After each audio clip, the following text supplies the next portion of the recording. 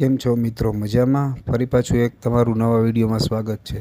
આપણે બનાવશું આજે પાછળના ગળાની પેટર્ન, જે બોર્ડરવાળું છે.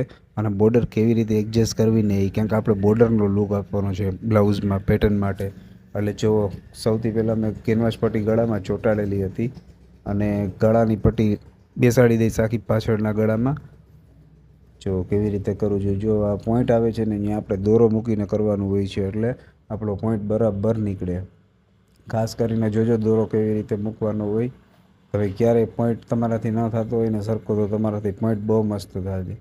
જો પોઈન્ટ પાસે દોરો થઈ ગયો છે ત્યાર પછી આપણે સીધું મશીન ટ્રાયેંગલ શેપનું ગળું છે અને આપણે પેટર્ન આખી ઉપરથી જ કરવી છે. આપણે કાપીને પેટર્ન નથી કરવી, ઇઝી પેટર્ન બનાવવાની છે. એટલે જો આવી જ રીતે સેમ થાય છે. ત્યાર પછી આપણે પાછું સીધું મશીન હલાવવાનું છે.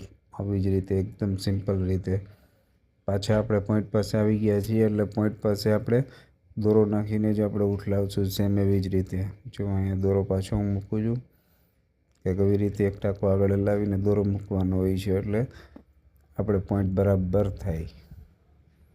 ત્યાર પછી જો આપણે બ્લાઉઝ અહીંયા આગળની સિલાઈ પૂરી થઈ જાય ને એટલે આપણે એને ઉઠલાવશું. હમણાં જો એવી રીતે કરવાનું હોય છે. અહીંયા પૂરું થઈ ગયું છે. આપણે થોડા ચેકા મારી લેશું. એક આ પ્રકારના ચેકા આવે. જો ખૂણા હોય ને ખાસ ચેકા મારવાના હોય.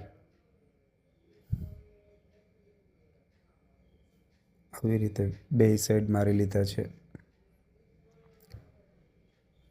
ત્યાર પછી આપણે પોઈન્ટ કાઢશું. જો પોઈન્ટ આવી રીતે નીકળશે. દોરો થોડવે એકથી ખેંચશો ને એટલે તરત પોઈન્ટ બહાર આવી જશે. બહુ જોરથી ના ખેંચતા, નકર સિલાઈ તૂટી જાય અને કાચો પડી જશે. એટલે એકદમ હળવેકથી કરવાનું હોય. કંઈક આ પ્રકારનું કરવાનું છે. જો સિમ્પલ રીત છે આવ. ત્યાર પછી આપણે બોર્ડર લગાડીશું. જો બોર્ડર મેં કમ્પ્લીટ કરીને જ રાખી છે. મેં પ્રેસથી બેસાડી દીધી હતી પહેલાં જ.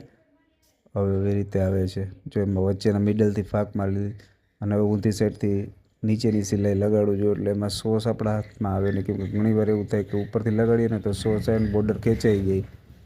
જો એ નીચેની સાઈડ લાગી ગઈ છે બોર્ડર. હવે આપણે ઉપરની સાઈડ સિલાઈ લગાડવાની છે બોર્ડરમાં. જો બોર્ડરમાં રાઉન્ડ શેપ આપ્યો છે, એક આવી રીતે શેપ મારવાનો છે.